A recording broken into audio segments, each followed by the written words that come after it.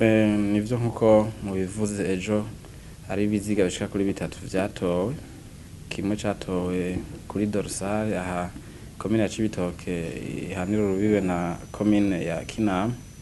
ikindi catowe mu Ngagara amaja kuri Nyabagera, n'ikindi catowe mu Buterere. Ivyo biziga rero nk'ico mu Ngagara no ku Buterere vyari bitekeye mu mifuko,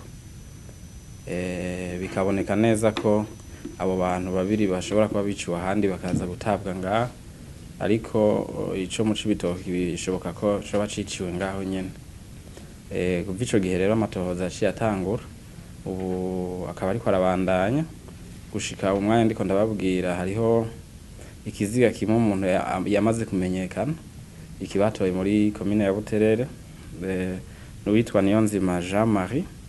yahora aba muri komine ya Kamenge muri Mirango ya mbere, ibarabara rya 11 nimero 34. Abasigaye ntibarashobora kumenyekana, ariko amatohoza arabandanya, turizeye yuko mu minsi nabo nyene bazaba bamenyekanye, na cane cane ukungene vyagenze kugira bagandagurwe bunyamaswa gutyo bikamenyekana, hamwe n'ababikoze